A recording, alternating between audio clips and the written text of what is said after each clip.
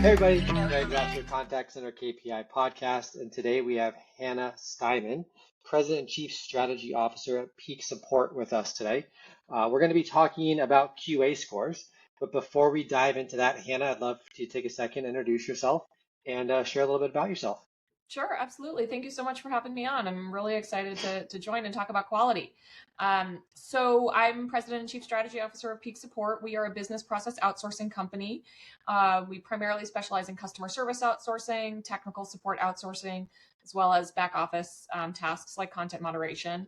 And quality is really our number one focus. We have a 95% average QA score across all of our accounts, but quality, of course, goes so much deeper than just QA. So really excited to be here and to talk about that. Yeah, absolutely. Well, let's just so folks listening have some, why should we listen to Hannah, right? Can you give us a little bit of background? What were you doing before Peak? Kind of how have you gotten to this point in your career? Sure, absolutely. I don't know if what I was doing before Peak Support will add to my credibility. I was a journalist for 7 years. So I like to say I spent 7 years as a journalist and then 7 years figuring out what to do next, Okay. including getting my MBA, working in management consulting, and then joining Peak Support. So like a lot of people, I kind of fell into the contact center industry. I think most people don't wake up and say, I want to manage a call center when I grow up. But it just kind of happens. A lot of people work their way up from being an agent, which I love. That's one of the things I love about the industry is there's so many people who just started from the ground floor and worked their way up. That wasn't my path, but I came in. I originally joined Peak Support as director of marketing and client services. I've basically done every role in the company in the last 7 years as we've grown from 60 people, which is where we were when I joined in 2017, to almost 2,000 today.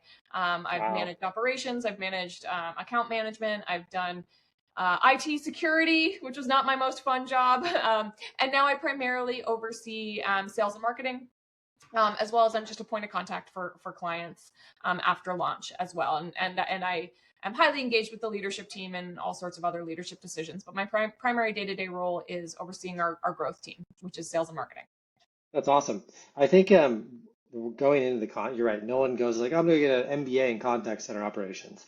But it is one of those things I've noticed in the past almost 5 years in this business is that if you stick it out long enough and like you kind of persevere, you can grow through the ranks within an organization. And I've noticed that organizations like to hire within a lot. Um, Absolutely. in a previous world, B2B kind of sales teams, you always kind of brought in, folks, and there was a little bit less of a propensity to hire within. But in the contact center world, like you cut your teeth, you grind through everything, you persevere, like you can really get a career for yourself in that world.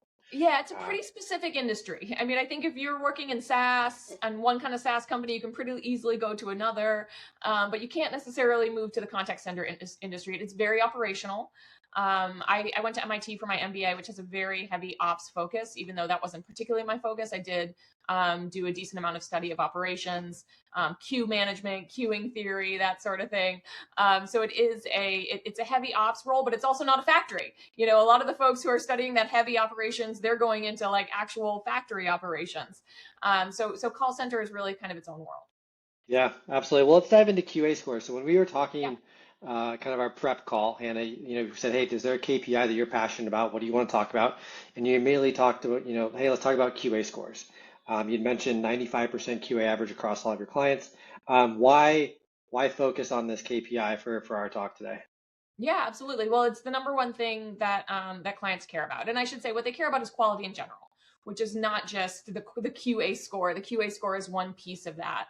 Yeah. It's really all the KPIs together, but particularly QA and customer satisfaction or NPS, whatever the client is using to measure customer sentiment, or whether they're if they're using more of a VOC type approach. For us, quality really starts with people.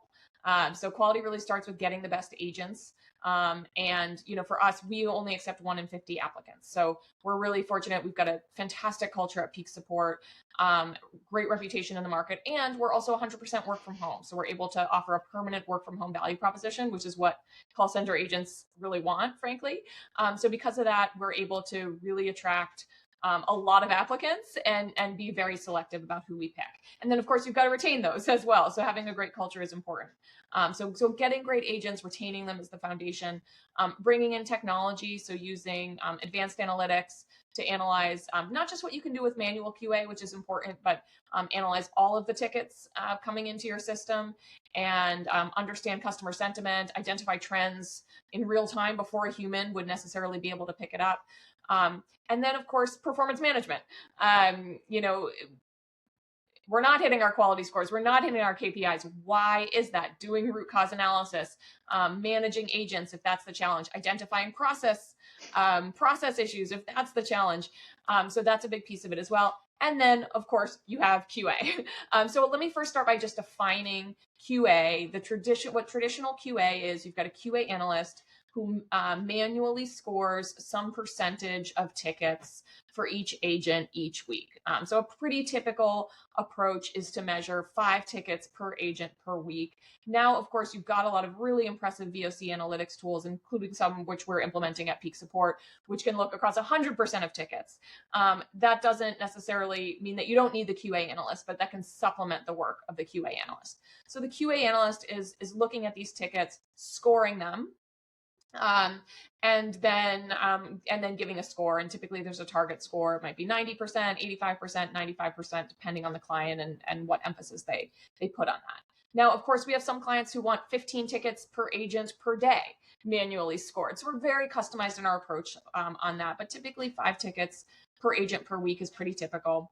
And then you're looking through those tickets. You're not just manually scoring and saying, hey, here's your score, but you're looking for trends. So, hey, I notice a lot of agents are really missing this piece. They don't seem to understand this process, or they're missing this particular soft skill. Let's do a training around that. So that's a huge piece of it. Is we're not just auditing the tickets, but actually doing the analysis, not just for each individual agent. So you can bring coaching to that particular agent, which we also would be doing every week. With using the results of the audits, but looking across your agent base to say, hey, I see some issues here. Let's do something across the agent base, a training or a process improvement across the agent base, so we can move this score up across the board. Yeah, I love that. So there's a lot to unpack there, Hannah. I wanna back up to something you talked about, really kind of the kickoff of that. Um, 1 in 50 applicants is your kind of acceptance rate, which is crazy because I know a lot of folks are just kind of turn and burn, will take anybody with Yeah. a pulse.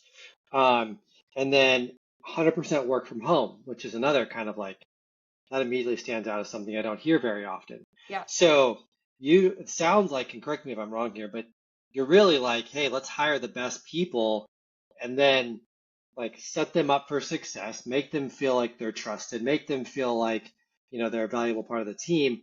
And then that's kind of the foundation, right? Everything else kind of, in a lot of ways, takes care of itself when you start doing some of those basic things right Yeah. at the very beginning. Is that a Yeah. fair statement? Yeah, absolutely. And remote is a big part of it because we can hire the best people wherever they are. Yeah. This is true in all of our markets. So most of our biggest location is in the Philippines. That's where we started. But we've also got folks in the U.S., Colombia, and smaller operations in Eastern Europe and India. In the U.S. in particular, we have a pretty small operation in the U.S. and we're registered to hire in 35 states. And so that's because sometimes the best person is someone who's working from home in Oklahoma, and then you've got another person who's working from home in Texas, and that's frankly just the best way to find talent for these roles. Yeah. The call centers that really have the hardest time hiring are the ones that are just located in one physical area, and they're limited to, say, a 25-mile radius from that area. It's so So yes, true. 100%. We're all about finding the best people, keeping them, keeping them, and setting them up for success. But you still need processes. You can bring in the best people. I heard a quote once. You can have you can have B plus people, but A processes, and you're still going to have an A organization. So it's really important to have those good processes like QA, so we can catch things like, hey, we missed this in training, and our agents are really struggling with it. Let's fix it.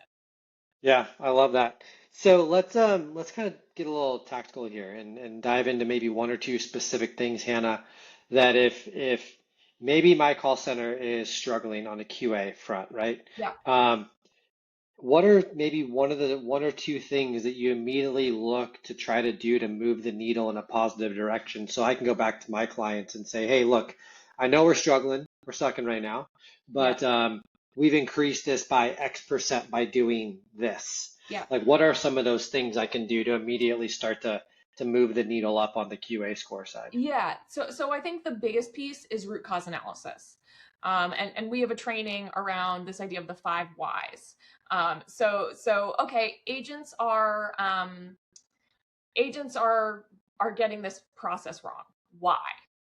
Um, well, it's because the macro is wrong. Okay, why is the macro wrong? Well, the macro is wrong because it's outdated, because we don't have any resources dedicated to updating our macros. So when the process was updated 3 months ago, the macro was never updated. Okay, why? Well, we don't have anyone staffed on the team who's able to do that. So and when we get into agent behavioral issues, often what happens is what seems like an agent performance issue actually becomes a process issue. Sometimes it's a training issue. We usually look at agent performance drivers. We'll do a deep dive either into QA scores, or we'll do a deep dive into CSAT scores. So one thing we'll do is we'll look at, say, all of the DSATs. So DSAT is a negative customer satisfaction rating. So everyone who answered a survey, no, I'm not satisfied. We'll look at every single one.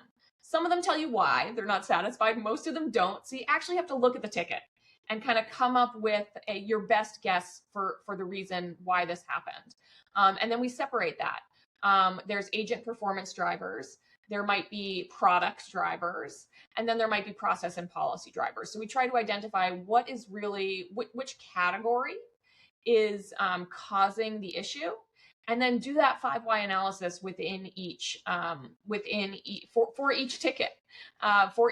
So we're continually asking why, so we can get to that fifth level cause. And that's typically where the action comes in. That's typically where you say, okay, if we do this, it might, it could help this and potentially improve our CSAT score by 2.5 percentage points or whatever it is. So it's really doing that deep dive into what is the source, what is the reason behind this. It We see it all the time where the finger's immediately pointed at the agent. Oh, the agent's doing a bad job. Well, what I heard you just say is like, hey, let's take a step even further, and maybe there's some ownership that the company needs to take. Maybe our policy hasn't been updated. Maybe the technology doesn't make it very easy to support the flow that this agent needs to go through to close a ticket or find support documentation or answer some Yeah. of these questions.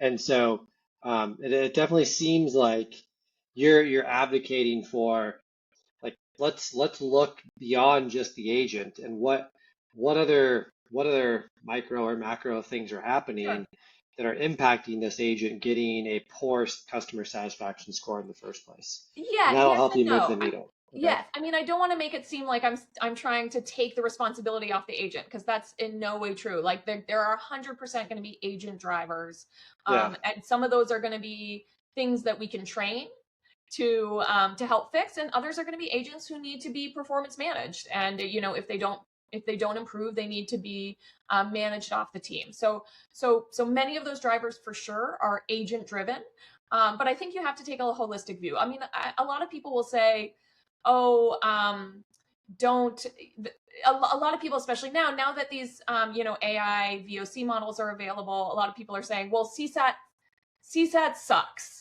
CSAT's no good because it's got a really low response rate, and a lot of people aren't actually rating the support. They're rating the product. They're just frustrated with the product. The agent gave the proper solution, very and true. the customer's just frustrated by the product. They don't like the product. What I'm saying is that doesn't mean CSAT is worthless. It just means you've got to look at CSAT a little bit deeper.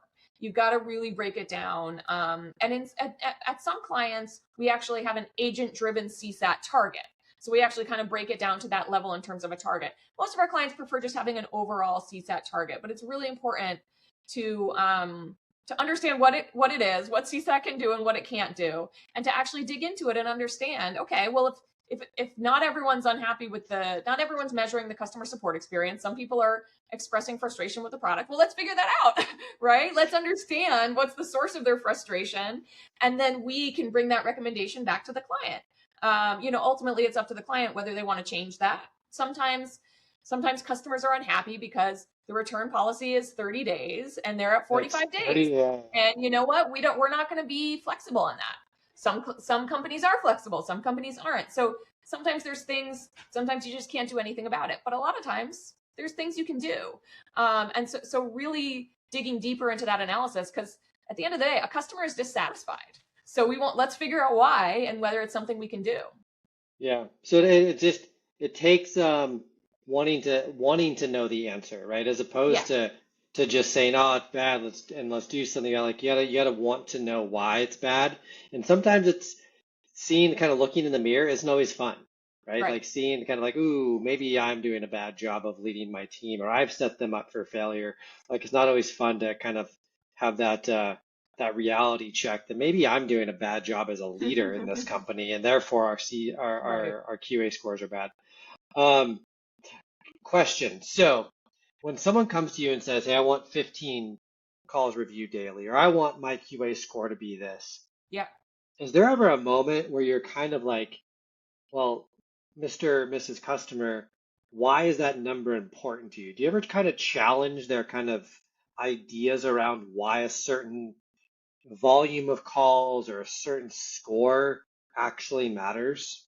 Yeah, absolutely. I definitely think with most of our clients, there's something of a collaboration on the metrics. Not all of them, of course. Like especially the bigger enterprise customers, these are their metrics. They've got these metrics across 5 other BPOs, so it changing those metrics is going to be a challenge. We're going to say what we think. If we think this metric is wrong, hey, you can't try to get everything done in a 2-minute handle time and also expect 95% customer satisfaction, right? Like those two things just don't go together. So we will push back on clients. Some clients, a lot of our clients are more startups, emerging growth companies, high growth companies, where they're moving fast and they're able to adjust really quickly, and the CX leader is empowered to work with us to develop metrics that really make sense. In other cases, it's more corporate. We'll work in both environments. But yes, 100%. If we think the metric doesn't make sense, um, we'll communicate that to the client. Nice. So wrapping up here, Hannah, I always like to kind of want to kind of talk about something not to do, like don't go there, don't do this. This is not going to end well for you. Hmm. What is like the one thing, like just don't just stop, full stop Right, thinking right, about right. this. You're wrong. Like what is the one thing you're like, don't do this, it's going to destroy your QA scores. Don't do this. It's going to destroy your QA scores. Well, I will say, um, don't. I'm going to a little bit turn it around and make it a thing to do, but like, don't let your BPO just kind of do QA scores on their own. You've got to, it requires some work from the client. So we calibrate with our clients. In the beginning, we might be calibrating every week. So what that means is, like when we're launching a new account, we will ask the client, we'll pick a subset of tickets, we will review them, and we will ask the clients to review them, and we will look at our scores and see how they differ, because we don't want to be scoring something 95% if the client is saying this is an 80%, Yeah. right? So that requires some effort and time on behalf of the client. Typically we start out weekly, then once you get going you can really make it more monthly, but it's really important to do that calibration. And I think that's something that some clients who use BPOs, they don't have time for. So I think don't do that. Don't say that you don't have time for calibration, and then be upset if the quality isn't meeting the standards that you're expecting. So don't d- don't operate in isolation. Like don't assume and then not collaborate with your Yeah, don't client. let your BPO operate in isolation. And Yeah. the other thing I think I would say is really look at KPIs holistically. So don't purely focus on average handle time without also focusing on quality and customer satisfaction. Because when you focus too much on one KPI, you're going to get behaviors you don't want. People are just going to do, your agents are going to do whatever they can to maximize that one KPI. So you really need to have a balanced approach and look at efficiency KPIs, quality, customer satisfaction KPIs. Look at everything in tandem, to see to find the balance that works best for your company. Yeah, I love that. I love that. Well, Hannah, um, this has been awesome. I'm sure we could probably talk about this. I'm sure you could talk about this all day. But I know I've learned a couple things, and I'm sure our listeners have had some good takeaways from this as well. Really appreciate you spending some time with us today. This has been really, I know it's quick. We covered a lot of topics, but I do appreciate you spending, getting a little bit, I always get this wrong. Tactical. You always get a little tactical, a little Yeah. hands-on. So I appreciate it. If anyone wants to chat with you, learn more about peak support, what's the best way to get in touch with you? Yeah, absolutely. You can find me on LinkedIn. My name is Hannah Steiman. My last name is spelled Steiman. So it's an unusual spelling, which means you'll find me. You Google me, you'll find me. Hannah Steiman. You can email me. My email is hannah@peaksupport.io. Yeah, or find me on LinkedIn. I check my email. I read my emails. I check my LinkedIn inbox. So you can definitely reach me either way. Cool. Well, thank you for your time today. Your words of wisdom have been truly appreciated. And yeah, thank you for joining our podcast. Thanks so much.